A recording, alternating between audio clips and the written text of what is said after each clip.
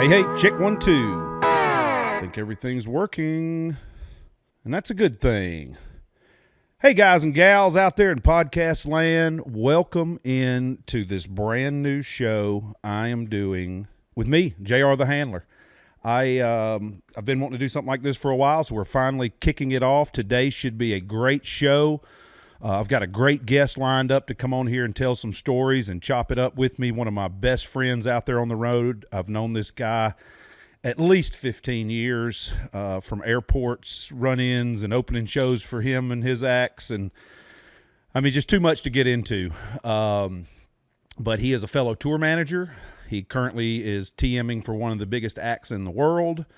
He has toured with some of the greats over the years, so I'm pumped to get to hear some of those stories because we've told a few over the years, but this will be fun to get them in a setting where we can really talk long form and really dive into some of them without just being all over the place like backstage at a show or something. So this should be really fun. I'm looking forward to this. Got a lot of other fun stuff coming up on the podcast. Thanks to everybody who's reached out and said, they're ready for the podcast and are glad I'm doing it, and a lot of comments, suggestions, and great things like that.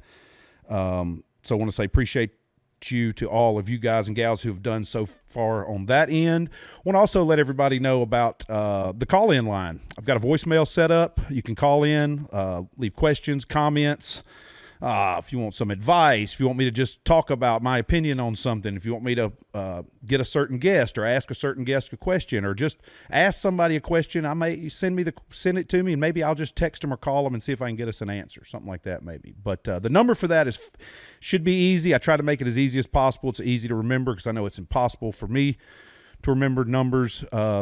So I'm sure it's just as difficult for all of you, probably not you younger folks, but remember back in the day we used to know everybody's number. You knew 100 numbers off the top of your head. Now you know like 3. Yeah, isn't that crazy? But the number for the new call-in line here on the Road Report show is 424-HANDLER. That easy, 424-HANDLER, HANDLER.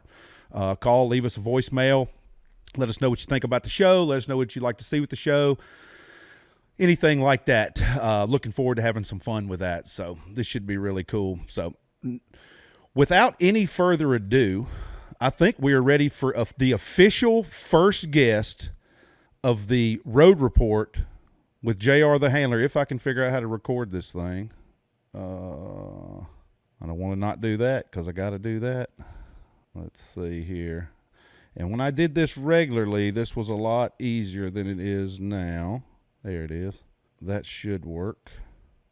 All right, we're going to roll like this. All right, ladies and gentlemen, welcome back to the Road Report, the brand new podcast here about music, and mostly country music, but all types of music. And, man, let me tell y'all, do I have something I have been wanting to do forever going to happen today. I've got one of my absolute favorite road buddies of all time, and we are both at home on a Monday, and we are going to talk shop to all you podcast guys and gals out there listening.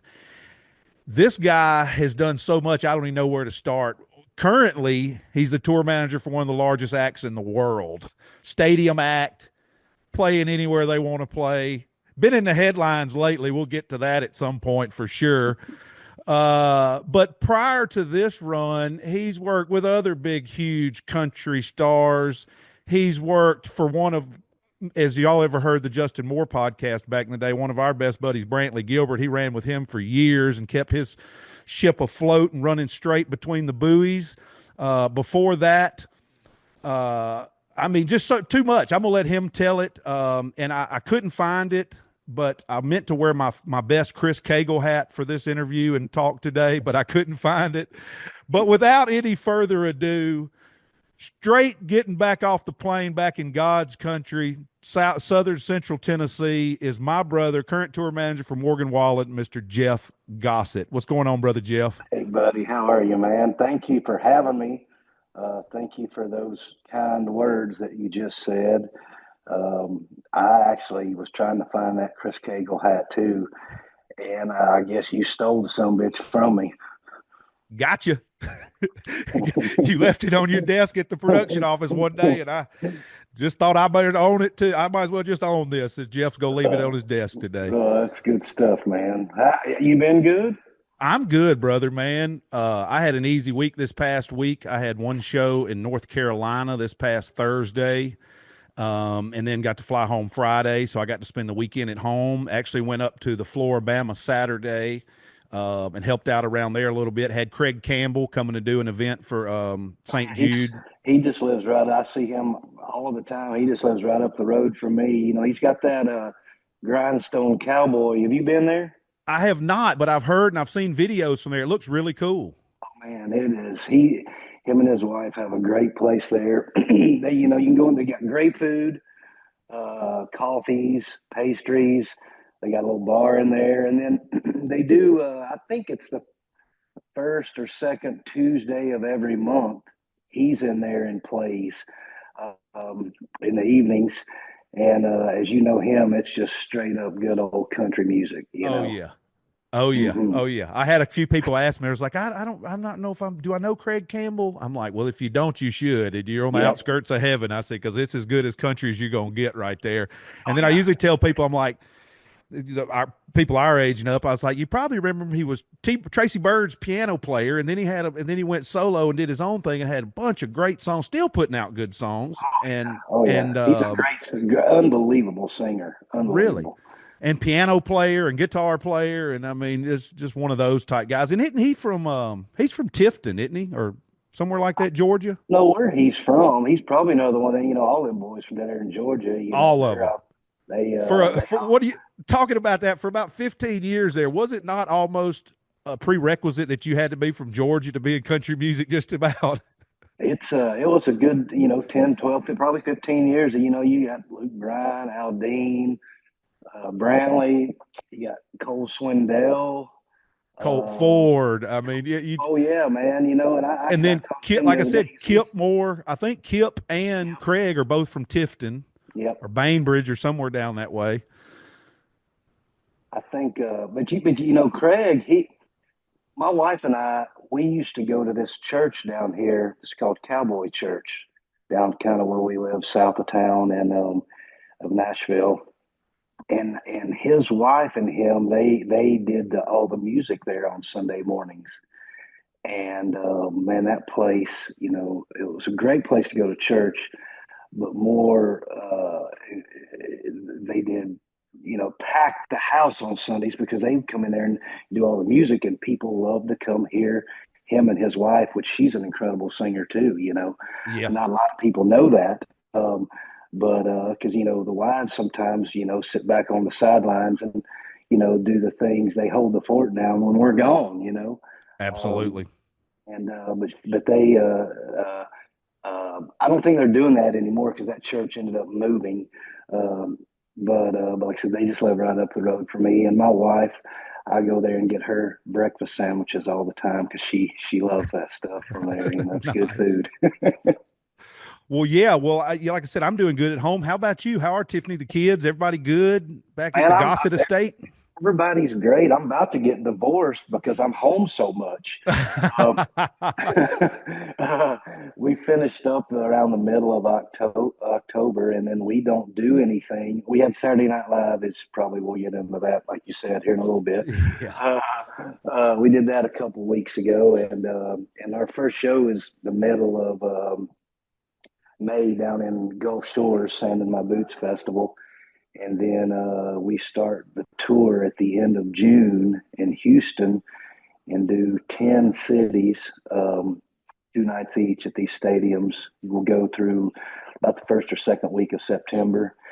And then we're done again till I'm not sure what we're doing next year. Well, I know kind of what we're doing. Can't really say much about that Right. just yet.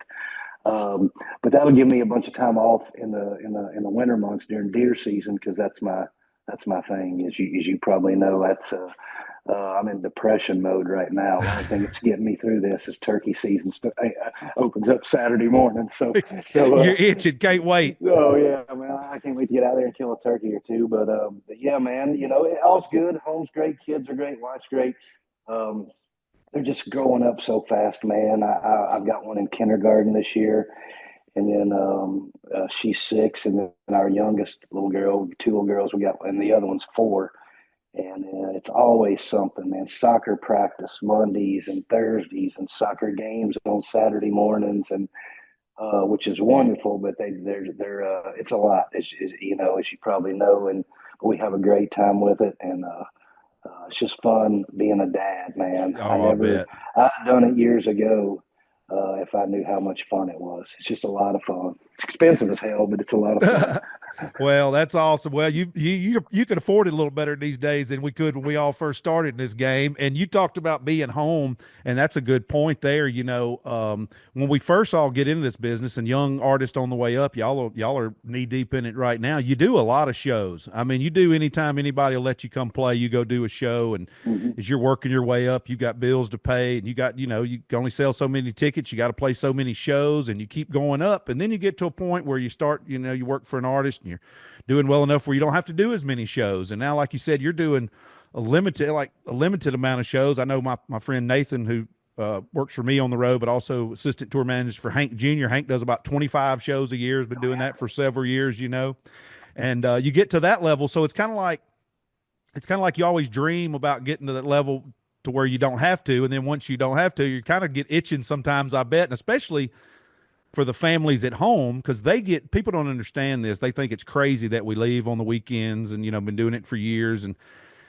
Justin and I explain to people all the time, that's just what we're used to. Our families are used to that. My Yeah. parents are used to that. My grandparents are used to. I've been doing this my whole entire adult life, and we don't know any different. So for somebody to call me and say, in 3 days, you got to leave, you got to go to Milwaukee, and then you got to go to California for a few days, and you'll be back, a couple days after that on a whim. I just doesn't, it's not that big a deal. It happens all the time in Yeah. our business. So, You know, you know, as you like you said, we go out. Most of these shows that we're doing are on the weekends. That right. we're all doing, In country, and we call it weekend warrior. In country, a lot of rock in the rock and pop and hip hop world, and even country back in the day, you kind of worked your album cycle and stuff. But that's all kind of transitioned into just how you want to work your tour, because people don't really sell albums except for maybe like Taylor Swift or somebody, multicolored albums. I'm sure your girls got all six colors over at your house too, like my goddaughters do. But so now it's about just touring when you need to, instead of just promoting an album and things like that. So in country music, typically we do what you call weekend warrior, where you leave on a Wednesday and you come home on Sunday. So yeah, and like you said, we're doing 22 shows this year, and back years ago, when my wife and I first met, and we were dating. I was probably, and even before that, probably doing 80, 90, 120, 150 shows a year.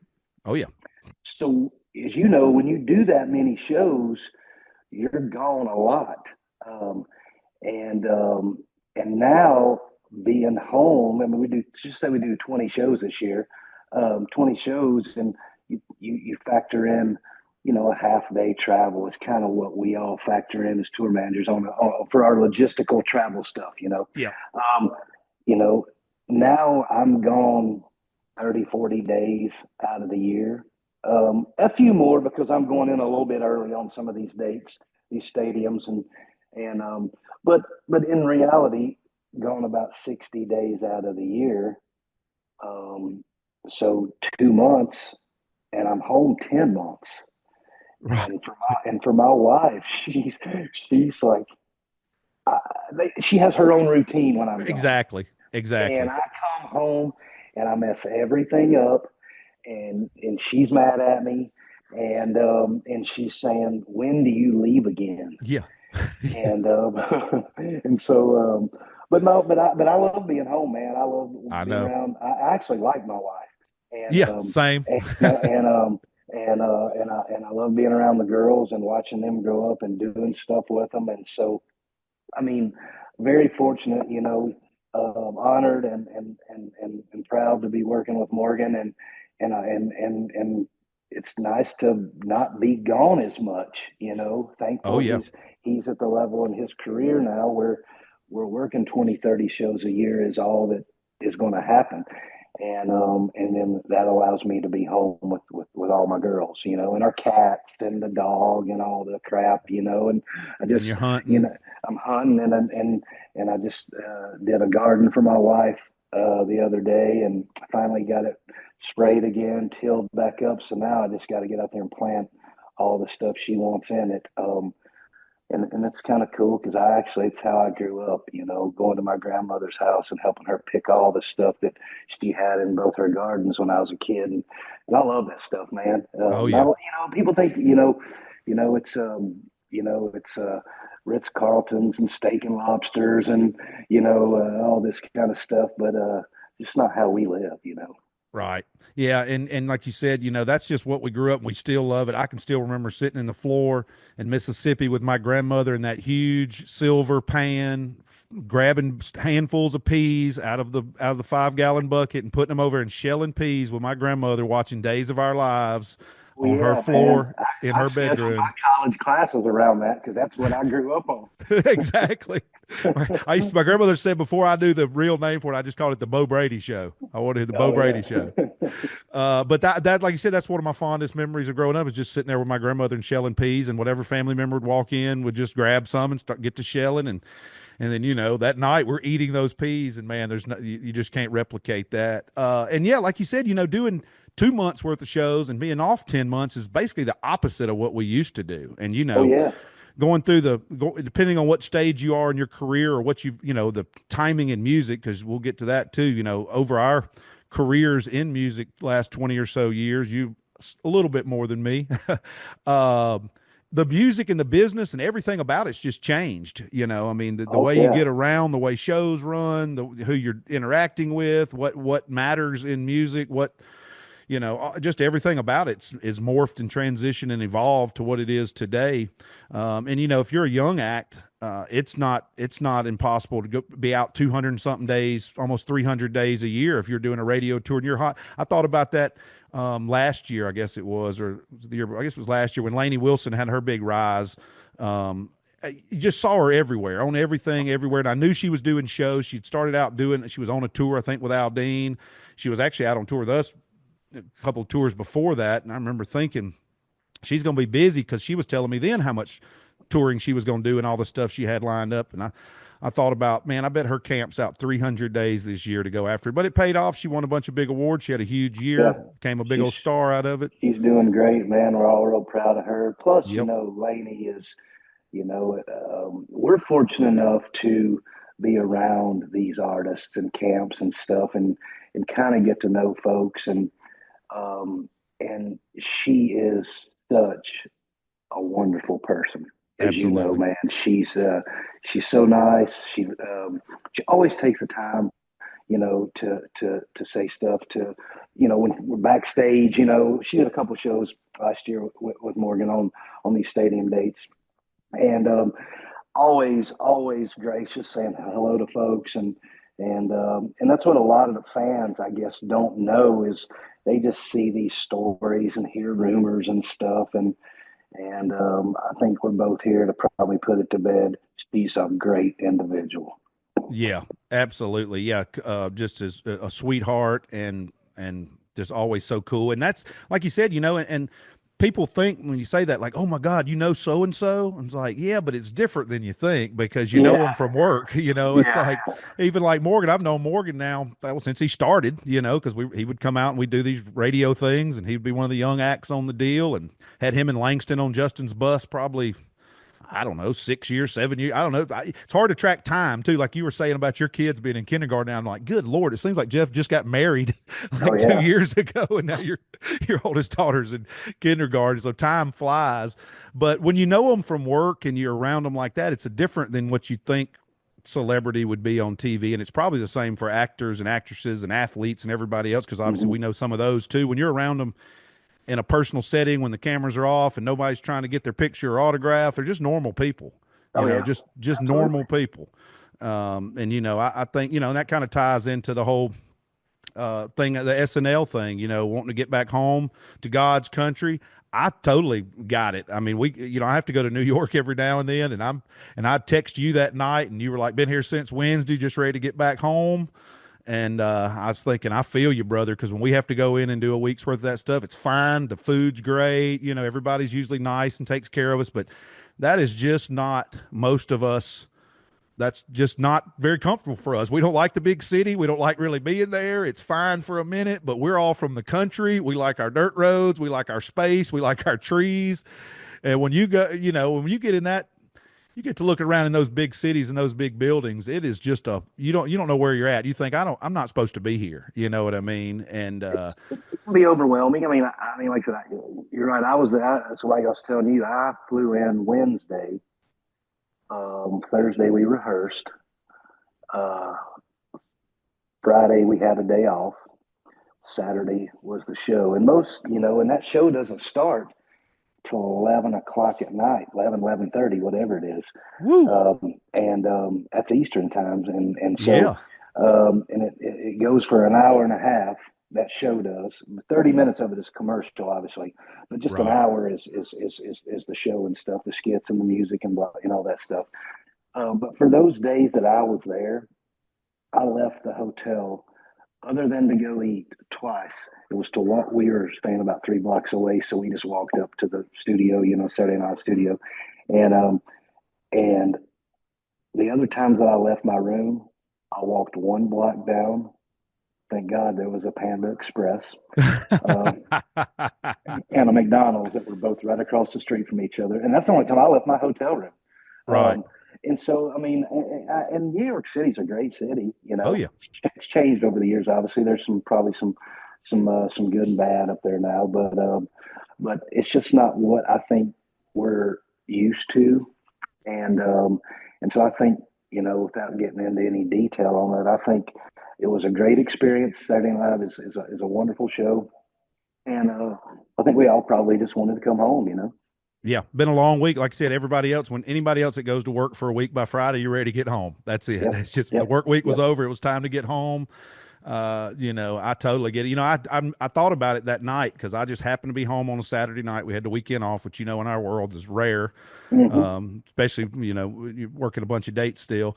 And it was on. I was like, oh, I got to catch it. It's a new one because a lot of times they run reruns of the SNL, and as you probably were, most of us, we all like Saturday Night Live. It was always a Hmm. funny show. It was a different perspective. It was New York. It was different from us country kids, and they always had great music on. You always wanted to see the guests, and I still watch. If I happen to be home or even on the road, if I catch it, I'll see who the guest was. Now, got to be honest, a lot of times the musical guests they have on these shows, I just don't. It's not for me because I Yeah, don't have time. I don't okay. understand it. Yeah, I don't know what this is. I'm like I love all types of music from jazz to cultural music from all over the world. I mean, you name it. I can dig some music, but half the time I just don't understand what's going on. I can't really understand what they're trying to convey. So, and then sometimes it's awesome. And then I thought the other night when I was at home and I got to catch Morgan's first song, the first musical part of the show. I thought he nailed it, and I texted you something. I was like, and I didn't know what he was going to do because I don't it's so much music out there, and I'm like you, I still listen to most of the same people I've been listening to for 30 years. And there's a few oh that yeah, get sprinkled in, and I'll hear something, and I'm like, oh, that's great, but there's so much out there you don't have time to dig in. So I didn't know exactly what song he was working or what song he was going to do, but man, I thought it was great. So I sent you a little text, just like, hey, attaboy, good job representing. And then you text me back, yeah, we got one more of these. I've been here since Wednesday. We're going to get to the house. And I was like, oh, I could feel you through the phone that it was just, and that makes sense too. 11 o'clock at night, 10 o'clock our time. That's late for us. That's the end of the show. Usually well, and I think we went over there that day at like 3 o'clock.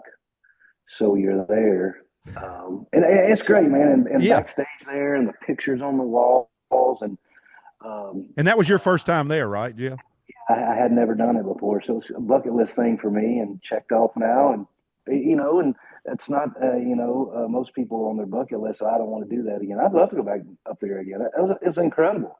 Yeah, I bet. The folks treated us wonderful there. It's kind of whatever you want. As far as hospitality wise goes, the food and snacks and fruits and all that stuff. It's all back in the green rooms back there. And um, but again, I think we had been there since Wednesday and just probably ready to come back home to our family and friends.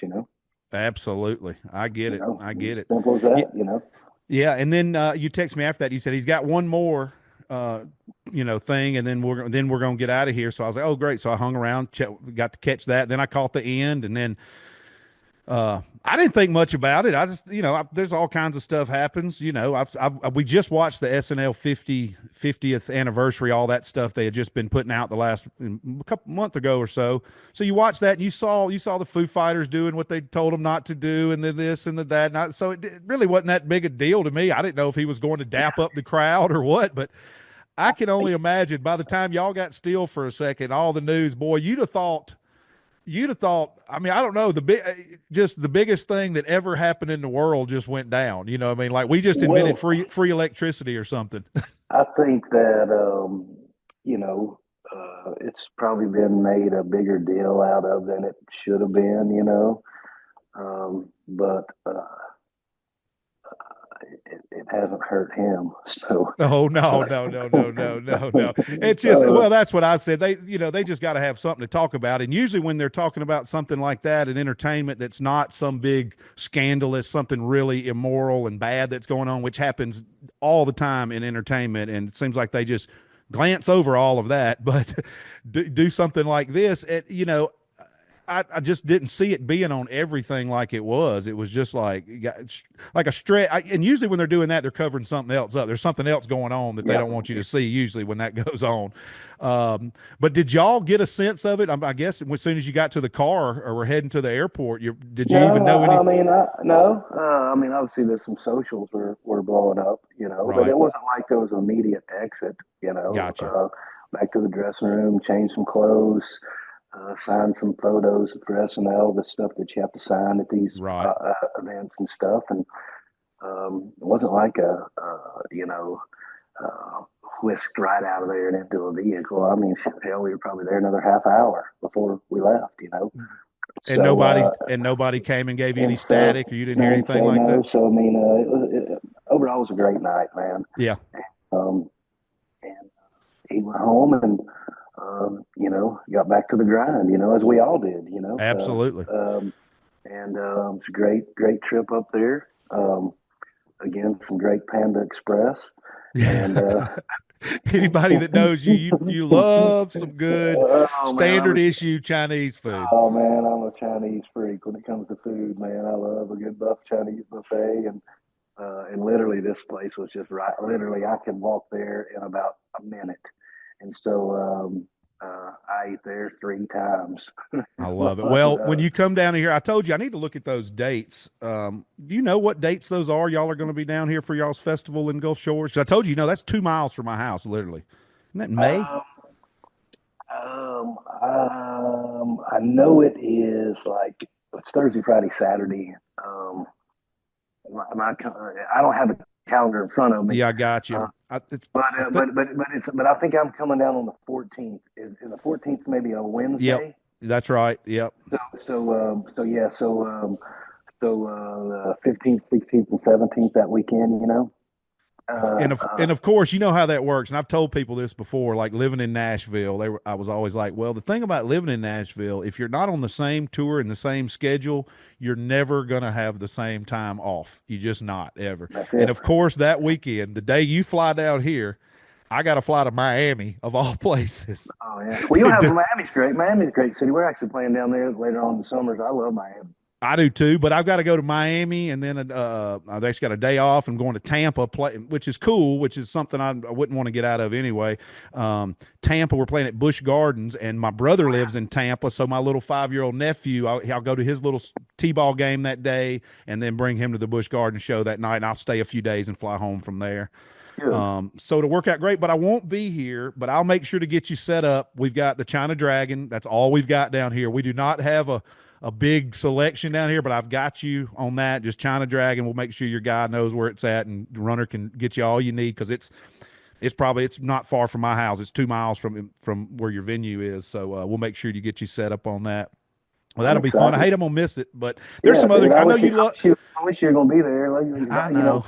because that's like you talk. We never get or just our schedules are never competitive to unless we're on the same tour together. So it sucks that you're not going to be there to be able to spend some good quality time together. I know. And because we don't get to do enough of that with our buddies on the road, like you said. I know, unless it's a festival or you're on the Mhm. same tour or some kind of group thing they're doing them. Usually it's in memorial type thing or some kind of special tribute type thing. You get to see a bunch of guests or artists at the same time, and your road. Not only do you get to see the artists, you get to see your road buddies. Oh yeah, And man. and it doesn't happen as much as often. Well, yeah, I wish I was here too to do that because we definitely have a lot of good fried popcorn shrimp, and I know you're a big fan of that also. Love So that. you got Love plenty of that. that right around. There's a place called Mikey's with two E's that's right by your venue. That's my Yep. go-to place. That's your jam there. Well, talking about being on that show, I guess we'll go back in time a little bit, and we won't go. We won't go. We'll save some of this for next time because I know you're going to have to come back on regularly and catch me up and let's talk. 'Cause we got so many stories. This podcast could be 15 hours long if we told them all. Uh, some of the stories I think me and you could tell are probably for the fans are epic, epic. Epic, yeah, yeah, and some we're gonna have to save for the book, and we got to wait on some people to pass on and move on because some of these stories, there's still some indies and some this and that, but don't want to get anybody in trouble. Not that there would be any trouble making on the road, touring with a band. I mean, that's not why you get into music or business is tour with a band and party and do crazy things, or anything like that. But so prior to this, I mentioned earlier that you worked with several artists. I met you, I guess, when I was with John Party, and you were working with Brantley Gilbert, which you worked with Brantley for a long time there. Yeah, I think Uh, 11, 12 years. Yeah. yeah, wow. And then because I started with John in about 2000 and I guess it was 10, 9 or 10, somewhere in there, 10 maybe. Got it all mushed up together. And then talking about seeing each other, that's back when we catch each other at the airport. We'd both be carrying some guitars. We were doing Yep. fly dates, doing some radio shows or doing something. Then we got lucky enough to come out and open some shows for Eric Church, and you guys were on some of those shows. I think we all did Red Rocks together Yeah, I think so. Yeah. one year, and we got to hang out. And then after that, I started working for Justin at some point. He and Brantley are super good friends. We go out on tour with you guys, a couple of tours there for a couple of years. We did tours together with Colt Ford and several others, and so we got to see each other a lot. And Oh yeah, all I summer don't, long. That one yeah, summer, wasn't it? I mean, um, we probably did 30 shows together that one summer. All the amphitheaters. yep, yep. Oh man, it was a blast too. From what little bit I can remember. Dude, I tell you, not to cut you off, buddy, but I'll be honest with you about this, and now I'm not gonna sugarcoat this at all like you uh, would want me to. We looked so forward to the show getting done that night, and then you appeared, and and that was the best part of the whole day is after that show that night when we were all back there because we'd all hang out in the parking lot backstage, the bands, and just hang out and tell stories and probably drink some beer and we'd have some pizzas or wings and stuff backstage we'd have catered Oh in, yeah, just have a big hangout, after the shows, and that's when the bandana was on the neck oh yeah. without a shirt on. And God Almighty, we I think I have a picture. I've got to go back and see if I can find it. It's me and you. I don't remember who else was in that picture, but I just remember I just loved the bandana. That was your shirt. It was Yeah, just a bandana. And it's warm and muggy at those amphitheaters, and yeah, that shirt man, sometimes was just more than I could handle, and it yeah. just wouldn't. I couldn't hold it anymore. I had the But shirt just off. and times like that, as buddies, we're always going to remember that stuff and always can talk about it and have fun with it and, and cherish those memories that we had out there. Because, like you said, our paths are crossing. And when you're not on a tour together, you don't get to see your buddies as much as we want to see our buddies. Yep. And, and, I wish, it was different, but that's just kind of, I guess, the way it is. Oh yeah, for sure. And it makes it, well, it's like a family reunion in a regular sense. You know, it makes you Yeah. excited. You get to see your cousins you don't get to see all year, but you know you're hopefully gonna get to see them at least that one time of the year. And yeah, that's the best, you know, and that's why I wanted to start this podcast is to tell some of those stories and just kind of give a little glimpse into the rest of it. Because most people, like we did growing up, you see the 5, 6, 7 guys and gals on stage, you think that's the band. You don't realize there's 30 other, 40, 50, 100 other people working around the stage and Yeah. behind stage and at front of house to make sure, or at the hotel sleeping to drive the buses and trucks later to make all that go.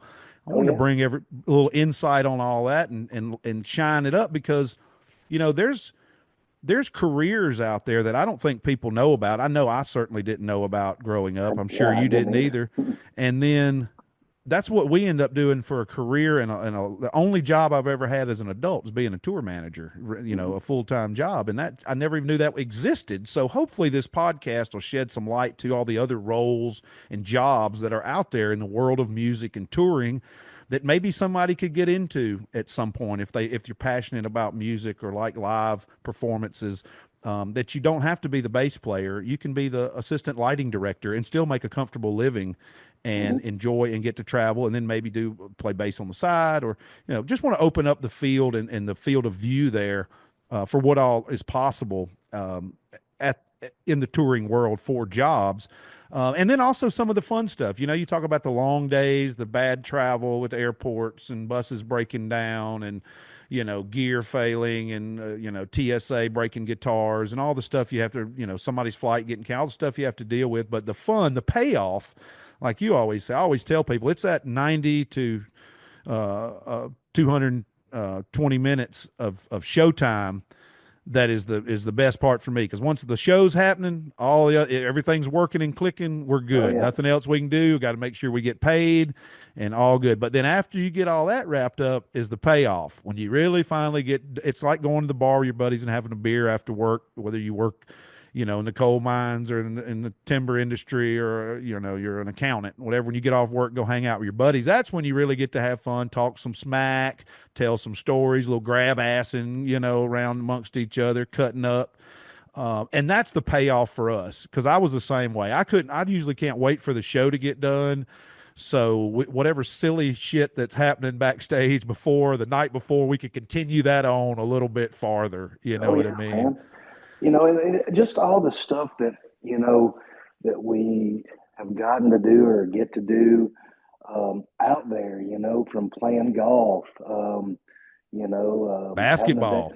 basketball, setting the, go up backstage, um, different places that, that we get to play, you know, if it's around the beach, getting to have to spend a day Yep. or two off there, and have Or your family. renting out a movie theater and taking the whole tour to a Yep. movie theater at midnight and watching some movie Yeah. everybody wanted to watch or something that Doing just came that or out. doing, taking and going to the movies, going to, a big go-kart track or taking Bowling everybody alley. to bowling alley or Top Golf, and Yeah. just getting to spend time because a lot of times the artists really don't get to spend a lot of time with with anybody really other than the band, Right. um, and so when we get to do those things and go to places and have those days off where the artists can come in and get to spend a little time, a little FaceTime, with the crew and the drivers, and even if it's just a hey man, I'm so and so, nice to meet you. Those guys, you know, those bus drivers and truck drivers, as we know, um, they're on total opposite schedules Yep. as we are out there. When we're up all day and putting the show together, and then the show's happening, those drivers are asleep because after the show, when they come back from the hotel, we go to sleep on the buses, and then they drive us to the next city. So, so when those guys are there and the artists get to take a few minutes just to say hi to them all, it means a lot to those folks.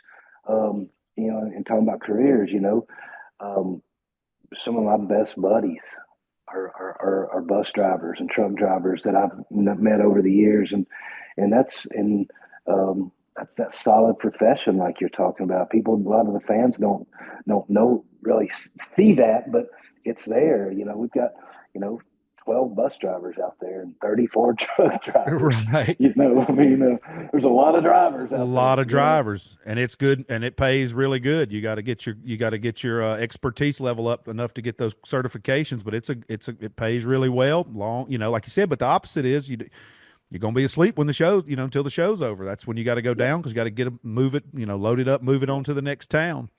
And yeah, a lot of times everybody's traveling on different buses, or you're just busy, or people have to work during the day, and they're somewhere else during the show doing their role, so you don't get to spend that time. So it's great when you all get together, whether it be going and doing an event together, or just dinner in a town, or like you said, the best is just the backstage bus compound after the show when everybody's up, cutting up, having some drinks, waiting on the drivers to get the buses ready to roll. Maybe having a few beverages. I've put the beverages down, but buddy, I had my fair share back in the day. I used to, man. I had to quit. yeah, I miss it, a lot, but yeah, probably the best thing I ever did was putting the bottle down. same here. I put it down in September, and it's been an adjustment. I'm good with it. It was needed. I'm still getting my nicotine from these stupid vapes. I sometimes wish I'd have just stuck to the Marlboros instead of switching to this, but that's what I stuck to, the Marlboros, buddy. You still on the Marlboro Lights? Mm-hmm. I need to stop. I need to quit, but who wants to be a quitter? Well, and I tell people too. I was like, I got to do something. I can't just quit it all at once. Yeah, I had a buddy being perfect. I had a buddy the other day that was it was my buddy Blossy, the One Man Posse from the Tigs Bits podcast that I do. He was trying to get me to get on these peptides and all this stuff for health stuff, and I'm like, I understand it. I'm going to. I get it. I was like, buddy, I just quit drinking. I'm just adjusting to this. When I'm feeling good now. When I need another boost in life to get me where I need to feel good again, I'll try something else. But I'm just adjusting to this now, and one step at a time. One step at a time. And I was like, I can't just quit everything at once. It ain't gonna all be today. I got to do something. It can't just do nothing. So I've done pretty good about staying away from everything else. So I'm just down to the nicotine. But I always heard that. I don't know if anybody remembers that. I think it was in the Beach Boys documentary, and they were talking about Brian Wilson and that crazy guru guy he had that was trying to get him off the sauce back in the day when he was really at worst times in his life. This guru guy took him to Hawaii and was going to get him clean. He said when he went there, he was addicted to, I don't know, cocaine, alcohol, nicotine, and something else. And he said he kicked them all except for nicotine. He was still smoking cigarettes when he got back, kicked all the hardest stuff, quit everything else. But when he got back, that was the one thing he couldn't. And I've always heard that in different things, people that quit. So, you go to AA meetings, or at least back in the day, what I remember hearing and seeing, people would go to AA meetings. Everybody's in there chain smoking cigarettes and drinking coffee because you got to do something to replace something. And a lot of people, which I'm hoping I do, I'd love to get back into getting in shape. At least, we're both athletes in high school, and I'd love to just get back to where I'm not just pitiful, because lately I feel pitiful sometimes. I'm 45 years old. There's no way I should be this bad off. But then when you factor in 20-something years of road life, coming off of a pretty good run in high school and college, it's like, well, it wasn't like I just been sitting around resting for the last 20-something years. So it takes its toll, but hopefully I'm on the track of because that's all I want. I just want to maintain. I feel pretty good now. If I can maintain this on out, I doubt I'm gonna get a big jump and feel like I'm 25 again. But as long as I don't, continue, I just don't want to be on a downswing. I want to at least maintain, so we can do stuff. Like you said, you got young kids. I've got young nephews and nieces and godchildren, and I want to be there for their stuff, when they're in high school and in college, and when they start whatever careers they're going to start. Hopefully I'm able to be around and mobile and be able to help. But yeah, so and there were some good times, and some of those stories, like I said, we'll have to get on another one and tell some of those backstage stories. Maybe we'll bring on some of the crew from that day. Maybe we'll get Bubbles or somebody to come on, or some random person from the crew. He just got engaged. I saw that. Yeah, I texted him, congrats. Yep. Yeah. Big production out of it. Congrats, you guys. Yep. Might as well have got ABC to do a documentary on it, but I thought it was great. I'm happy for him. He's another one. He was encouraging too, because I talked to him a year or so ago, and he looked great. And I was like, buddy, you look like $1 million. And he's like, quit drinking, back in the gym. I think he quit drinking when I was out there. Yeah, it'd been a while. That's what he said. It'd been like 2 years or so at that point. I was like, really? I had no idea. And he was like, Yeah. yeah. And we talked about it, a few other people along the way. I was like, well, man, maybe it is doable. Cause I always thought that was kind of my calling card. Like I said, that was kind of my thing. I could drink and party all night and I could still take care of business at night or the next day. Um, and, so I thought, well, I don't want to, we always use the verse of dance with the one that brung you. So I always thought, well, I got to be that guy since that's how I got here, by being that guy. But that's not necessarily true. You're supposed to evolve and become, you. And then I heard the quote from Muhammad Ali: if you're the same person you were 20 years ago, then you've wasted 20 years. You're supposed to evolve and change and grow as a human and a Christian and everything else. So hopefully this is that. And so I thank you to everybody along the way and people like you that, Joe Nichols, talked to him about it a couple months ago, right when I started, and people that have gotten off of it. And I'm not saying everybody needs to. It could work for some of y'all, and I hope it does. And I hope no one ever has any problems or issues. But it's just like the guy who lives to be 110 and eats 6 McDonald's cheeseburgers every day and weighs 150 pounds and never had a problem and never been to the doctor's life. It happens. It's the Keith Richards scenario. They're 1 out of a million. Yeah, you're liable to be able to do it, but everybody can't do that. So. Yeah. That's just the way it works. But yeah, so we'll tell some of those old drinking and partying stories because, yeah, that was good. I could remember you guys coming around and laughing at me, and I'm like, what? And y'all are just like, well, I don't think we were laughing at you, man. I just think I know. For me, I just loved the look. It was like, hey, dudes, I can pull this off. And it was every night. And, after the first couple of times, I'm like, where's he at? I need him to show up tonight to make the night complete, Because it was cowboy hat, sunglasses, bandana, boots, jeans, belt buckle, and that's it. Shirt. Yeah, yeah. Oh yeah. And some turquoise jewelry, usually. And that was every night. And when you hadn't showed up yet, that's what people were going, where in the hell's our JR at? And everybody's looking around, and all of a sudden, there he is. Here he comes. And then the night was complete for everybody. The party just started, man, because it wasn't started yet. You're right. And that's giving you props, because the party, when you got there, is when things, everybody's like, man, it's complete now. Go time. I ain't saying anything negative about Justin and Brantley. Nobody gave a shit if they were there that night or not. We'd already seen them sing. Yeah, hell, it was time for the third. Time for the third act. Yeah, we wanted you to get there.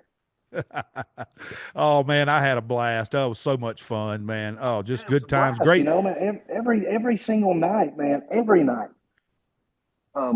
We would just hang out back there, and I think it was just our crews, man. I don't think there was anybody. I mean, if we had some guests that were at the show, family members or something like that, but it wasn't like people think it is, these big parties backstage. No. And we weren't going to bars. People we weren't acting crazy, man. It was just a couple of hours, everybody back there hanging out, winding down after the show. By that time, the trucks are loaded up. We're on the buses, and we go to the next city.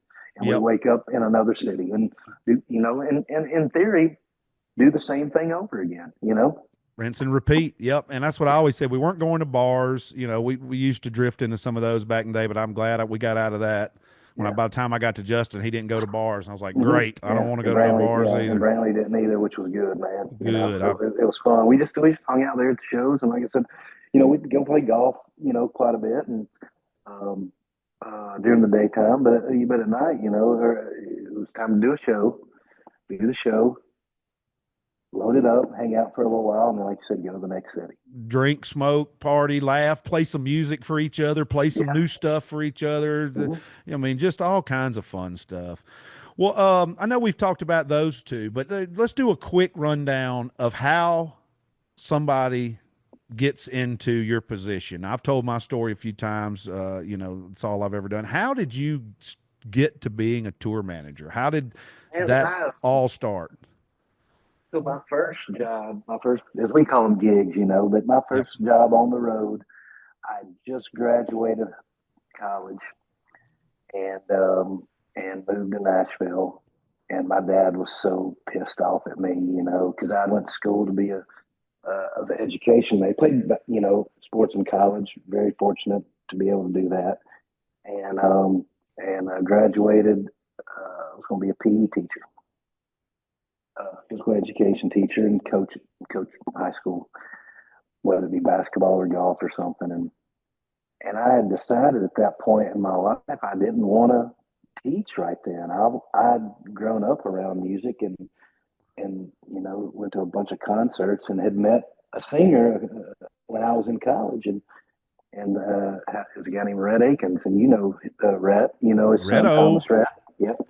And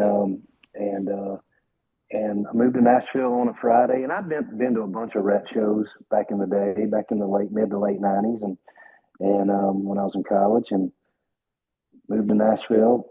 Called him that moved on Friday. Called the road manager at the time. Said, "Hey man, I'm in town. Just moved here. Just graduated. Just moved. Would love to go grab some lunch with you." I left him a message on his voicemail. He called me back about I don't know, 30 minutes, an hour later, and said, "Hey man, how are you? Blah blah blah." And he was like, "Man, we played in Texas this weekend, and on the way back, Rhett and I talked, and our T-shirt guy is going to do another gig, and we're looking for a T-shirt guy." And Rhett said, "Man, what about that guy we that in college that always comes out and hangs out with us?" That's how my name got brought up. And he was like, "Man, do you want to go out with us this weekend?" So I was in town, moved on a Friday, and got a job Monday morning selling T-shirts. Wow. And I did that for about a year and a half with Rhett. And the road manager at the time, almost kind of like one of my mentors, a guy named Jeff Waters. He now works, you probably know Waters. He works for the Cowboys. I know the name. I've never met him though. I Yeah. know you're talking about though. Yep. He came to me one day and he said, "Hey man, I'm getting ready to quit in a couple of weeks. I took another job and do you want to do this?" And I was like, "No, man, I don't know what to do. I like selling T-shirts." Yeah. And he's like, "Man, just do it." So Rhett and I talked, and he was like, "Just do it for a couple of weeks, a month. If you like it, great. If you don't, you can go back selling T-shirts." So it kind of just that one fell in my lap. Yeah.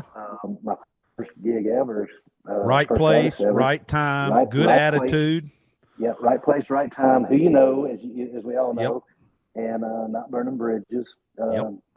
And and and that was in 98, 98 when that got my first road managing gig, and then it's all I've ever done since then.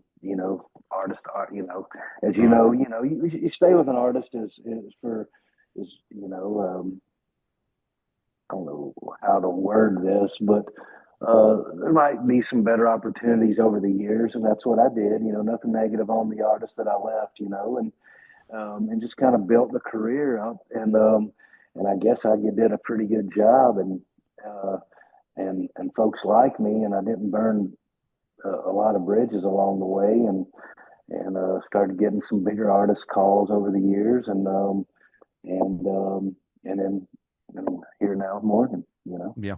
Well, and it's kind And of like you said, it's nothing against them. It's just kind of how whatever you want to stay with an artist as long as you can. yeah, It's yeah, just things morph and change. Redo went to more wasn't on the road as much doing the yep, songwriting thing. I mean, just things change and morph. And then, like now you wanted to do when you went from Brantley to Kane Brown to Morgan. I mean, that was just less shows. It was just going to mean you yeah, were at home more with your kids. I mean, yeah. nobody can blame you for that, wanting to be home more with your kids.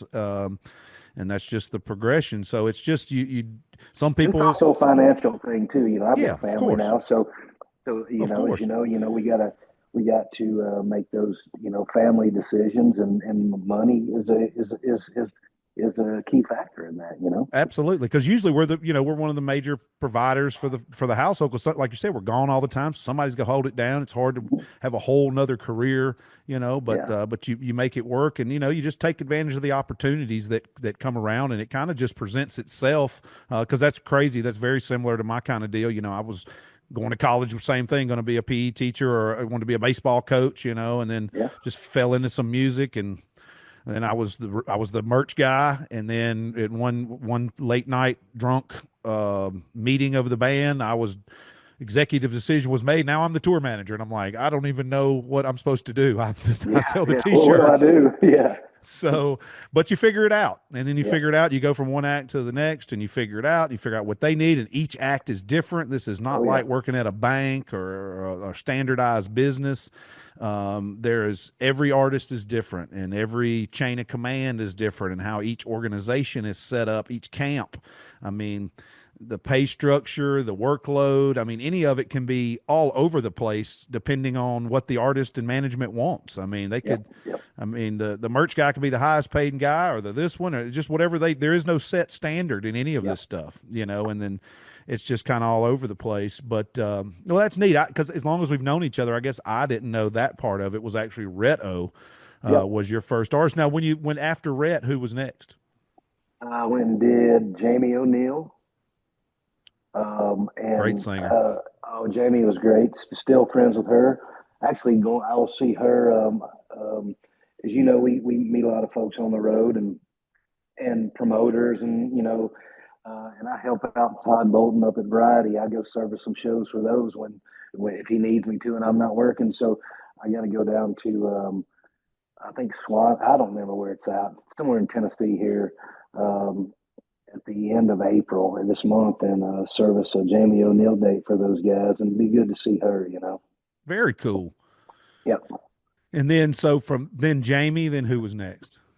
Okay, Jamie, and then was that's the Chris Cagle. Cagle. Now, Cagle did that for how long are you with Cagle? a year and a half. Now, that was probably one of the more eventful year and a halves of your entire life because anybody that's been to a Chris Cagle concert knows he's got a lot of passion and he is a great singer, as good a singer as there he is, and a lot of passion, and just can be is a character and a handful, as we all know. So I can only imagine a year and a half on the road with Cagle. And what years would that have been, Jeff?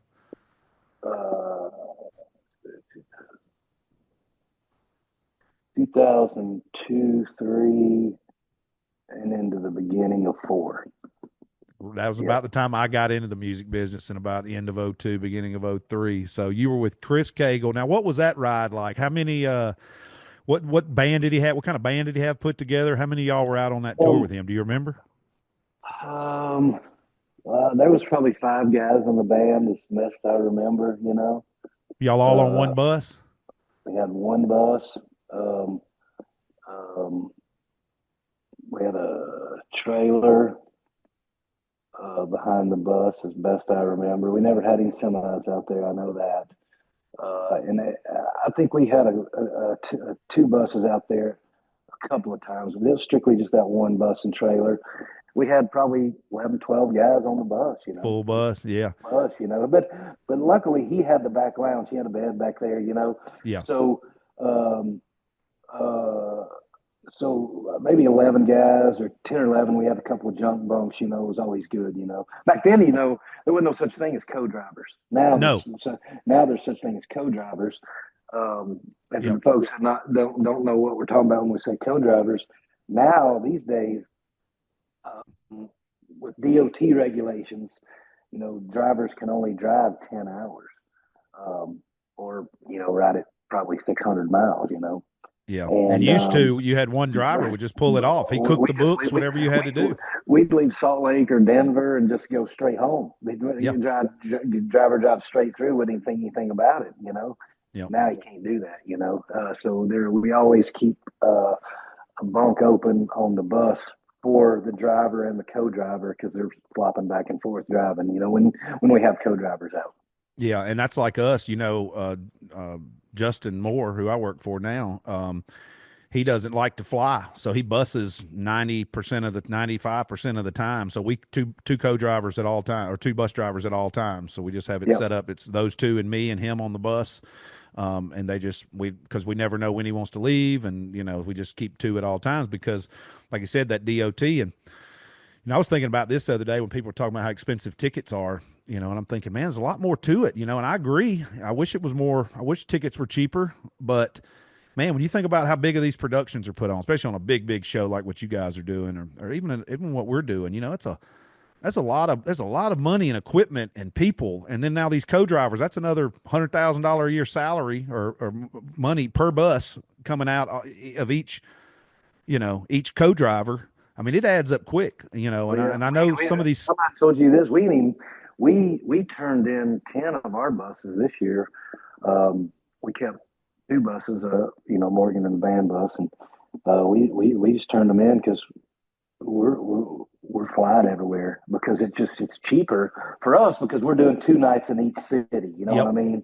Yep. And so the buses we were flying anyways, and the buses were just there. So we're like, man, let's just save money and not use these because we really weren't using them to drive Right. out and drive back. The drivers would just drive them out empty and bring them home empty. It was just And basically a glorified dressing room at that point. in theory, and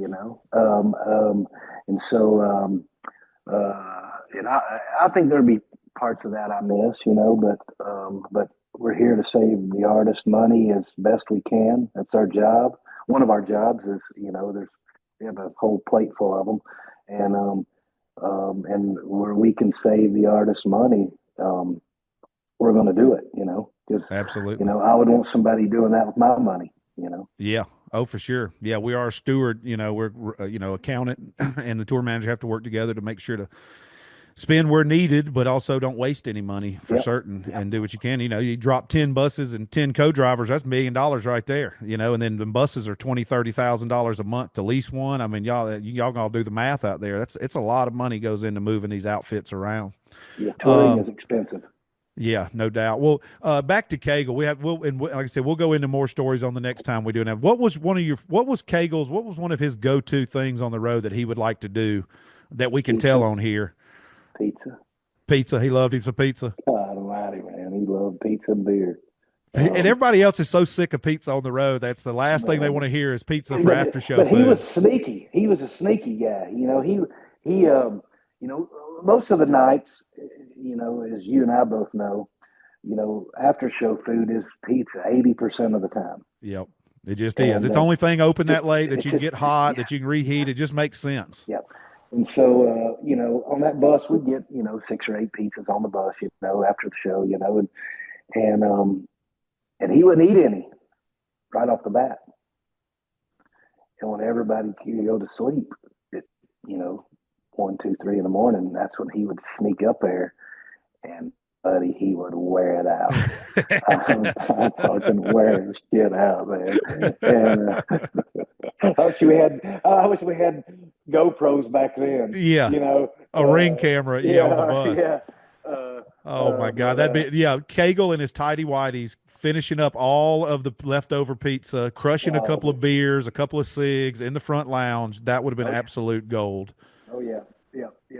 I'm sure somebody out there can AI a video of that, and if you do, send it to us on socials at JR the Handler. And I was saying on here before you came on, Jeff, I started a voicemail line where people can call in the show and leave me a voicemail, and I can play it on the podcast or listen to the questions or comments and comment on. But that number is 424 Handler.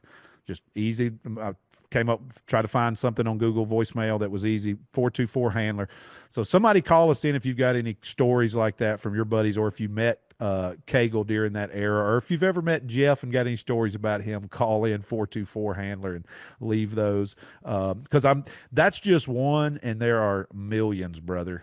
As Redo would tell the story. You talking about going backwards. Red Adkins, I can't wait to have him on the show. He has one of the greatest memories of any person I've ever met in my life. One of the smartest guys I've ever been around, and also just a good human being, man. Oh, yeah. He was great to me.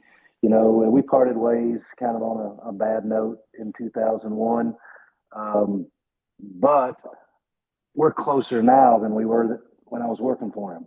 It just took some time for, things to heal up, mend up, and it did. And I love the guy. I mean, he's the reason why I'm sitting here on this podcast with you right now, is he hired me right out of college. And absolutely. We had great times. I was there for like 4 years, and we had some great times. Hell, we lived together 2 years out there. He bought a house up in Hendersonville, and moved in, we were roommates for a couple of years, and you never see that happening when you're in college, and dreaming of being a part of the music business in some capacity. And like I said, I didn't know what titles: tour manager, Right. merch guy, guitar tech, production manager, stage. I didn't know all those positions back then. Um, and then, luckily getting a call to go work for him, and then and then we were roommates for a couple of years, man. And for a small kid in East Tennessee to um, get to do things like that and be where I'm at now, I'm very fortunate and honored and proud to be here and sitting in front of with one of my great buddies right now doing a podcast with him. How awesome is that, man? You I never know, think it's about things amazing. like that. It's one of these things. I love technology for this right here. I don't love it for all of its applications, but this right here, being able to talk to a friend from Tennessee and look at them and all that's just amazing. Yeah, Rhett has one of the best memories. He can tell stories to a T. He has a photographic memory. It's unbelievable. And that was kind of like me and Party. When I left to go work for Justin, I wouldn't say he was actually thrilled with me for the decision, but it just had to happen at that point for both of us, and it Mhm. worked out. And now we've stayed tight. Maybe for a second there was a little, but we're just as close now. He texted me the other day. He was down at 30A, wanting me to drive over and visit his family. And so it's weird how it's cool how that works. And usually it all works itself out if everybody's good people to start with. And most people in our business are good people. Most people are just good old folks. Now you're gonna have some turds in there like any other business, and hopefully we won't have to tell any stories on them, and I won't. I won't have to put them on blast or anything, but you never know. It may come out at some point. Well, so There are none for me. I can't name any really, um, that I've worked with um, that um, that there's any bad blood, right? I love it.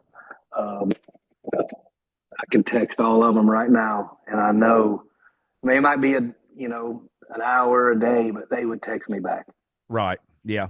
Yeah. I agree with that. It's, you hear and I'm in the same boat. Everybody's always been cool to me. Even some of the Yeah. ones you hear are a problem and are trouble. It can be a pain in the butt or just whatever somebody labels them before you meet them or tells you the story about them. But most of the time after you meet them, they're not that way, at least to me. And the few that I've heard were sometimes you just got to kind of put them in their place to start with. I won't mention any names. There's been a few that I'd heard things about that when I finally got to meet them, I'm like, well, they're not gonna do that to me. And if they say that do this, what I've heard they've done to friends of mine in front of me, I'm not gonna stand for it. And Yeah. usually you just let them know with your tone and your body language that we're not going to roll that way. And usually it's over and it doesn't go any farther than that. And then you get some that who are your real close buddies. Like if you were to tell me, you and probably the 12 or 15 that I really trust out there were to tell me, hey, so and so's this way, watch out for this, don't do this, this just happened to so and so, I heard, I'm going to take that and have that in Oh my yeah. playbook to know that, all right, watch out for that, look out for this, steer that angle, bring up this, don't bring up that kind of thing. And usually I haven't had many problems either. And look, But there are, like you said, most of these artists, the ones that might have, and we're taking up for them here when we talk about this. yeah. You know, everybody has bad days, Oh yeah, and somebody might have just caught that person on that bad day, absolutely. and then I've said a person's an asshole when they really weren't. I mean, we all have bad days, you Yeah. know. Well, and sometimes people over expect things from people too. It's like, well, you wouldn't Of ask that of course, a normal person. Why do you think this person's going to go for it? of course. Um, yeah. So then after Kegel, Angle was Julie Roberts. What a sweetheart she was. She had that big hip breakdown here. yes. Um, and she was just wonderful, just one of the nicest young ladies you could ever be around. She was so sweet to me, um, and did that for a year or so. There was something in the background back there talking. I don't know what one of the kids' iPads or something. Um, I, and then I didn't let's know if see, I didn't know if one of your mounts was still moving. You need that 30-06 to finish him off up yeah. there. um, uh, let's see. After Julie Roberts, I think was maybe Josh Grayson. Remember Oh, Josh? yep, absolutely. Just actually was texting. We were texting me and him last week together. Just trying to help him out on a date up in Michigan. That one I was telling you Yeah. about, Yeah. my buddy Earl's place up there. Um, and then after Josh Grayson, and in the meantime, in there, in some of those fill gaps in those years, was Cletus T. Judd, um, Jessica Andrews. Um, so there was a few more there. And then from Grayson went to Trace Adkins. I was there 6 years with Trace. Yep. Super human being. He just lives right up the road from me too, which is really cool. Um, and then from Trace went to Brantley, and then Kane Brown, and then Morgan now. Wow. What a journey. And I didn't know about some of those in between there, some of those shorter stints and help out gigs. Was there any different in your approach to TMing for a female, different from a male? With you, I would doubt it. Obviously there's the obvious things you've got to account for, but I mean, I think some, not really, the female acts that I worked with were all just good people. And so mhm. that's key, with no diva or high maintenance at all. I think, just timing issues where, if I can go to an artist and go, hey, man, we got 30 minutes for the show, a little bit different timing Yeah. issues, I Yeah. mean, because just getting ready and stuff and hair and makeup and all that. So I think, I had to adjust in that and go a little bit earlier and go, hey, we have an hour, we have an hour and a half before meet and greet, just so they kind of, and they were all good about it, and Yeah. they knew, Oh yeah. I'm just doing what we're supposed to do and just giving them a heads up.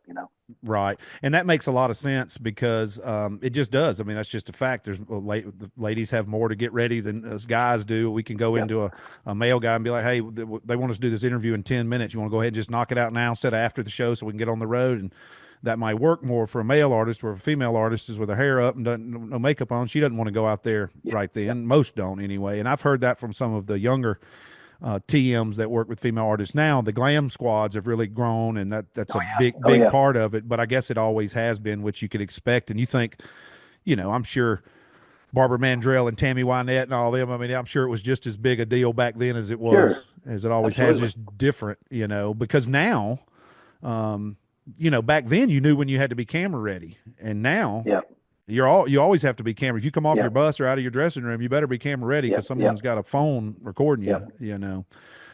So the timing thing that makes sense on that level.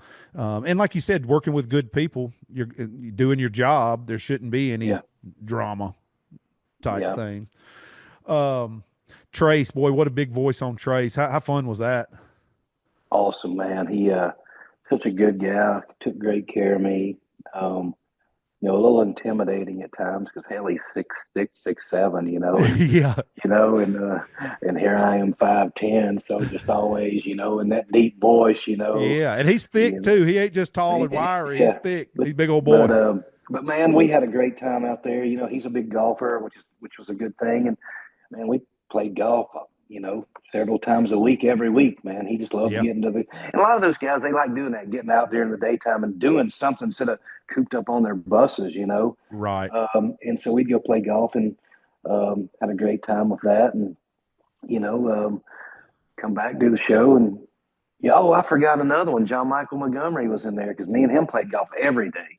Oh, I really? think he was in '05, '04, '05, somewhere around there. I can't remember that.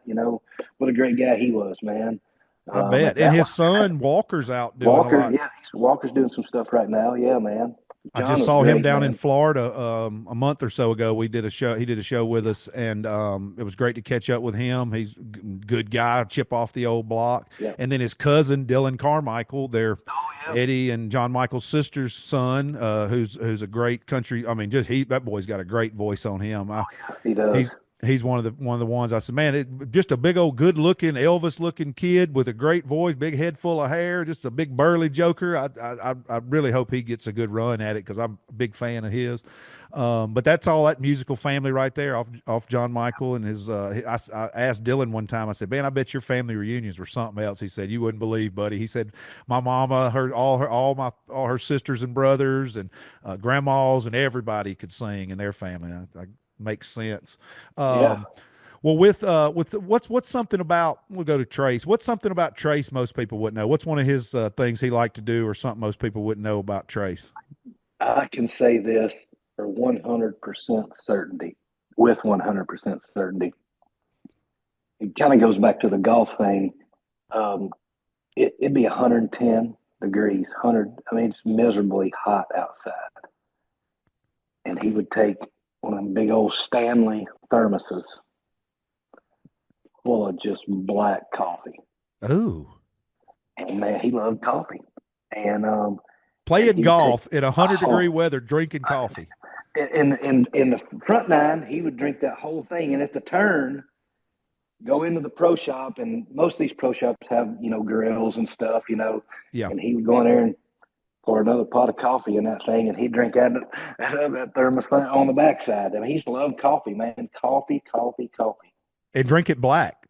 Black, solid black coffee, 110 degrees outside, wear it out. Well, I guess with his stature and that voice, if somebody saw him loading it up with sugar and cream, they probably would make sense. So it's probably right that he drinks his coffee black. Oh man. Well, man, we could do this all day, brother. And I'm so glad you jumped on today, but I know you got 1,000 things to do, mostly getting them kids taken care of and getting ready for turkey season, but we need to jump back on here again soon. And I love it, man. I'm honored to be on here with you, brother. Well, thank you, man. It's It's the great to first time see I've you. ever done this, man. I was like, hell, I even took a shower for this. I love Did I shave my legs for this or what? Yeah. But yeah, man, it's been fun. Like I said, I've never done one. I've been on a couple. I'm not real technology savvy. Yeah. So being on some Zoom calls was the closest things I've ever done to this, man. It's cool. Yeah, man. Well, it was great. I hope all the people listening and watching out there enjoyed as much as I have today. And yeah, we'll get you back on here whenever you guys are out doing some shows, and we'll get an update Yeah, from the road and see what's going on, and we'll get absolutely, some man. stories. And hopefully, we can get together at some That's the point main this thing. year and record and hang for one, but then also try to maybe record a podcast together. Maybe I can do it when I'm in Nashville sometime, and we'll get Rhett to Yeah, come get on it with us or something. that'd be great. Well, yeah, me and him have some wonderful stories. I can only Wonderful. imagine. I've got to be up there for the whatever the next thing is in Nashville. I think it's in the beginning of June, the CMA Fest or something like that. We're going to be there for a few days. Yep. So maybe we can hook up during that time at some and do something. But anyway, well, thank you, Jeff. I appreciate you jumping on today, brother. Tell Thank everybody you, at buddy. home we said hello, and yeah, we'll get some. We'll be thinking on some good stories to tell next time. Anybody out there listening or watching has a question for the next or wants to comment on this show, 424 Handler. Let us know what you think. And once again, my good friend, tour manager extraordinaire, Jeff Gossett. Thank you so much, brother. We'll see you next time. See, man. Well, how about that, boys and girls? Was that fun or what? Jeff Gossett, tour manager for Morgan Wallen. Obviously, after listening to that, he's tour managed for a lot of people over the years, and he's got a million stories. So we'll tell more of those next time we have Jeff on. But I thought that was a great first interview. I didn't know this. Talking to him, I thought he had probably done several of these. People tap me all the time to do, or not all the time, but randomly I'll get tapped to do a podcast for this or that for some outlet for music and country music. I can't believe Jeff's not. So he said he had a great time. So hopefully he'll come back on and do that again. But man, what a great for me to get to see Jeff and talk a little bit, because that's exactly how we talk when we're on the road. Maybe a little saltier language from time to time, but very similar to that. So I'm going to wrap this up today, guys. I hope everybody had a good time. I've got a kind of format I'm going to start trying to go down for these shows, but I didn't have it dialed in today. Hopefully it'll get a little more synchronized as these episodes grow and go on, and I'll get a more dialed in and more streamlined version of what I'm trying to accomplish here. But for today, we're just going to roll off the cuff. Next week, I'm not sure who we're going to have on, but I'm going to get on that now. I'm sure it'll be somebody fun. Want to tell everybody to go to @JRTheHandler on Instagram and Twitter. Give me a shout out there, like, follow, click, all that fun stuff. Also, like I've mentioned a few times, 424 Handler. Call, leave me a voicemail. comment, question, want some advice on something, which I don't know if I'm the best person for that, but I'll tell you what I think for sure. Send those, and I'll play some of those on the show or listen to them on the show and comment. I thought about something I was going to do earlier in the show, but I didn't because Jeff was already on Ready to Rock, so I missed that. I'm going to go back to it. I got to quit using I'm going to, I promise, guys. Let me go right here to the easiest way to get the updates is on, I'm going to go to Instagram. I was going to do Twitter, but Instagram's right here. We'll do that. Oh, this is not good. And this is, I guess I should give this a shout out this week, everybody who's dealing with this weather everywhere. Buffalo Trace Distillery in Kentucky is underwater, and bourbon lovers everywhere are freaking out. It's a national emergency, whiskey folks. That's Whiskey Riff posting that. Love the guys and gals over at Whiskey Riff. But yeah, bad stuff. Storms everywhere, flooding, lots of places. Pray for everyone that's in a bad way. Hopefully this ends and the weather clears up and everything dries out. But I know I have seen flood news coverage and weather reports from all over the South and a lot of the country. So hopefully those people get some relief and can get cleaned up, dried out, and back to normal. Just strolling through here. I think it's April. Let me get this date right. I don't want to mess this up.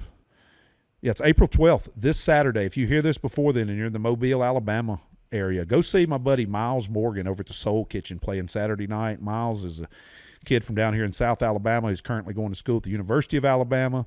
His guitar player in his band is none other than my nephew Jack Mills, son of the late, great Wayne Mills. Excellent guitar player. Miles has got some really good songs he's working on. He's really got a cool thing happening. So I want everybody to support him. So if you're in the Mobile, Alabama region area, this Saturday night, April 12th, go see Miles at Soul Kitchen. Check him out. I'm really digging what he's doing, and I'm pulling for him. Turnpike Troubadours officially confirm a new album, The Price of Admission. Funny enough, we were in New Mexico, Mescalero, New Mexico, a few weeks ago, and when we got to the venue, a lot of times the name kind of rings a bell, but until we get to a venue, I really don't remember it exactly. And a lot of times I'll think, well, I don't know if I've ever been here. And then I'll walk in the backstage area of the loading dock, and I'm like, oh, yeah, I remember this place, absolutely. Well, we go to New Mexico, and I was thinking, I don't know if I know I've been here, but I can't place it in my head. And when we get there, I realize, oh, yeah, this is the place where pre-pandemic the Turnpike Troubadours opened for us. And I remember the day because I was a Turnpike fan. I was a Red Dirt guy when I got into the business working for Wayne Mills. The first shows we ever did west of the Mississippi River with any significance were playing shows with outfits like Cross Canadian Ragweed, Jason Boland and the Stragglers, who were probably one of our biggest allies from the Texas music scene, which love Jason Boland. I hope to talk on that more. So glad he's finally getting some of his due. There would be no Turnpike. There would be no any of these huge bands that came out of Texas without people like Jason Boland, Roger Krieger, Kevin Fowler, Blue Edmondson, Stoney LaRue, Ragweed. I can go on. Josh Abbott, Randy Rogers. Those guys started, and then obviously before that you got it all starting at Oklahoma State, where Cody Canada from Cross Canadian Ragweed and Cody Cannon and the Departed was roommates with Jason Boland at Oklahoma State. And those guys on that scene when they were all there kind of brought that Red Dirt scene up. So anyway, I say all that to say Turnpike Troubadours announced a new album. When I walked in this venue in New Mexico, I remembered that's where Turnpike had opened for us at an outdoor show they were doing there for a summer concert series or something. Usually they have shows in their big ballroom, but this one they had it outside.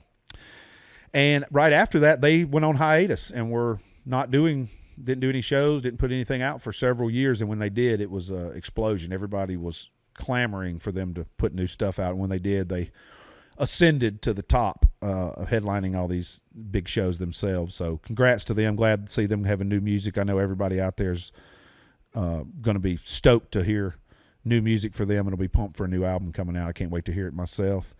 Let's see. What else do we have here? Scrolling through the current events. Picture of Tracy Lawrence playing golf. That's amazing. Hopefully we can get Tracy on at some point. Oh, look at that guy. If you don't remember me saying it before, Tracy Lawrence is the king of country swag. Tracy's just swagged out, y'all. everything he does is smooth. I mean, he's just the man. There's my buddy Cole Swindell. What's he got going? Oh, that's actually the Block Party band. That's Priscilla Block's band. Great band. You know, I'm a big fan of Sister Pris. She is going on tour with Cole Swindell later this year. That's awesome. The Happy Hour Sad Tour with special guests Priscilla Block, Logan Crosby, and Greeland James. Get them, Cole. Fun fact, first time Cole Swindell went ever on the road, I was his tour manager, and we were in my van. I took him to Georgia. He signed his William Morris deal that night. We did some shots of Jaeger. That's how long ago it was. Then by the time we got back to Nashville, they started booking him some shows, and now he's Cole Swindell headlining. Got Priscilla opening for him. Actually, crazy enough, too, I saw a couple days ago at the Floribama Kiefer and Shauna from Thompson Square, and that reminded me, that's how Cole, when he first went out on tour, he went out on tour with Luke Bryant, fraternity brother from Georgia Southern, Statesboro, Georgia. A lot of tie-ins there. Same manager. Cole was opening the tour for Luke. Direct support was Thompson Square. Thompson Square had I think it was a health issue or had to come off the tour at some point. I can't remember exactly what happened. That's the thing, too, about this podcast, y'all. I don't fact check any of this. I don't proofread. I just spit it out how I heard it or how I remember it. Now, a lot of times it was first person, I was there. A lot of times it was second person, somebody I know was there, or this is how I heard it. But so y'all can fact check me on these. I'm not claiming any of this is stone cold truth. This is just the way I remember these stories. But Luke's tour, direct support, Thompson Square, Cole Swindell. Thompson Square has to exit the tour for whatever reason. Cole moves into direct support slot. Somebody else comes to open the tour. That'd be a fun fact. Who came on to open that tour? I can't remember off the top of my head. Somebody call 424 Handler and remind me. But then Cole moves to that middle spot, gets a number one. I think I was just chilling it. My buddy Davey, shout out Dude Man, I always say, just handling shit instead of just chilling it. But that was Cole started ascending there to where he's at now. But that's how that kind of all started. You never know. Little Big Town just announced their summer tour. Got Winona Judd out on tour with them. That should be good. Anybody knows me knows I'm a huge Winona fan. Little Big Town, too. I remember first time I saw them all sit in a room play together. The two ladies, Karen and Kimberly, they actually went to school at Samford University in Birmingham, Alabama. And first time I ever walked in, I was at a label party one time for Capitol Records, and they were singing a cappella. They just did a couple songs at a Christmas party a cappella, and they were amazing. And I thought right then, that's why they are having success, because nobody can do what those four are doing right there. It was really good. Great people, too. But Winona out on tour, man, big Judd's fan, and Winona with her stuff. Go back, fun fact on that, go back and listen to the Judd's records. One thing you will not hear on any of those early Judd's record is an electric guitar. They wanted to keep it all acoustic and vibey. Didn't want anything to overpower the vocals. Fast forward to some Winona records, electric guitar, different outfit, different producer. Electric guitar, Winona. Judd's, no electrified instrument. It was all acoustic stuff. Check it out. What else do we have here? Flatland Cavalry announcing a tour. I love those guys. Saw them at the Wharf a couple years ago. I think it was opening for Kojo or somebody. But they are good. That's a great band. I haven't got to see many times, but I'm a big fan of the Flatland Cavalry. I need to get some different people. I need to talk to my buddy John Party, because I know Party's got new music coming out. He'd be fun to have on. He would be great to have on here, especially since he's got new music coming out. And there was someone else I was just saw had new something coming out. I need to get that. Oh, the Bloodline guys, Muscadine Bloodline. Shout out to Chuck and Gary. I know they've got new stuff dropping soon. May have just dropped, so I hope I'm not late on that. But y'all check out Muscadine Bloodline. Their new stuff will be great, whatever it is. Well, the one time I go through my Instagram feed to see what all's happening, it doesn't give me a very good it doesn't give me a breakdown of what all's going on. So let me dig over here to my trusty morning hangovers. Shout out Kurt Burdella, who sends these out every morning. You get on the list, morning hangover, and you get on the list, and he'll send you an email with all of the upcoming stuff. What do we've got here? Parmalee performs Cowgirl on the Today Show today, so that won't matter to you guys because I doubt this episode drops today. What would apply? Blake Shelton and Lainey Wilson and Eric Church perform the 60th ACM Awards on 5/8 on Amazon Prime. So if this comes, that's tomorrow, so I doubt this makes it for that either. Singles and songs coming out, so many of them. Albums and EPs, so many new stuff coming out. Let's see if there's anything I have to mention on here that makes sense for me. That, oh yeah, so here it is. John's new album, Honky Tonk Hollywood, comes out on 4/11. So that's Friday. So y'all pre-save John's new record to make sure you get that. Low Cash, Bet the Farm comes out 4/18. Eric Church, Evangeline vs. the Machine comes out on 5/2. Maddie and Tay got a new record, Love and Light, coming out on 5/2 as well. Blake Shelton, good old Blake. He's for recreational use only. Great name for an album, Blake. Comes out 5/9. Morgan Wallen's new I Am the Problem album comes out 5/16. Dylan Scott's new record, Easy Does It, comes out 5/30. Rascal Flatts, Life is a Highway Refuel Duets, comes out on 6/6. Cole Swindell's new record, Spanish Moss, coming out on 6/26. And Parker McCullum's self-titled album comes out on 6/27. So y'all go check that out. Luke just announced his farm tour for this year. Does it say who's on the shows with him? But he's got that dropping, so that's cool. The farm tour, that was a big thing. I remember when I was with John, to get on the farm tour was a big thing. I didn't do it when I was with John, but he did it after that, which is great. Here on the wall, here's something cool, and referencing what we just talked about with Jeff earlier. Trace Adkins is celebrating his 20th birthday of his 2-times platinum 6th album, Songs About Me, in style. He just visited XM Nashville studios, interviewed by host Danielle Peck, cheered on by a crowd. That was the album. Songs About Me had Honky Tonk Badonky Donk, written by Randy Houser and Jamie Johnson, and I think Rob Hatch, maybe Dallas Davidson. They were the writers on that. That he introduced as the most played song in the strip club history. That also had Arlington on it. What color's your wild? So that's cool. He surprised with a billionaire plaque in recognition of over 1 billion streams, 1.7 billion to be exact, for his music on Pandora. So that's pretty cool. Yeah, all kinds of cool stuff. Well, that's it for today in country music. That's all I've got that I can dig up right now. Like I said, I'll do better as this goes on by having a more concise list and dialing this thing in to where it flows better. But for the first show, that's what we've got for today. Thank you all for tuning in to The Road Report with me, JR the Handler. Check me out on Instagram, Twitter, at JR the Handler.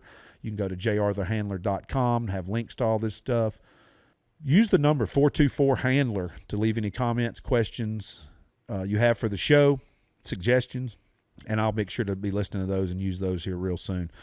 Thanks again for tuning in, and we'll see you down that old dusty road where the music never ends. See you soon. Thanks, guys.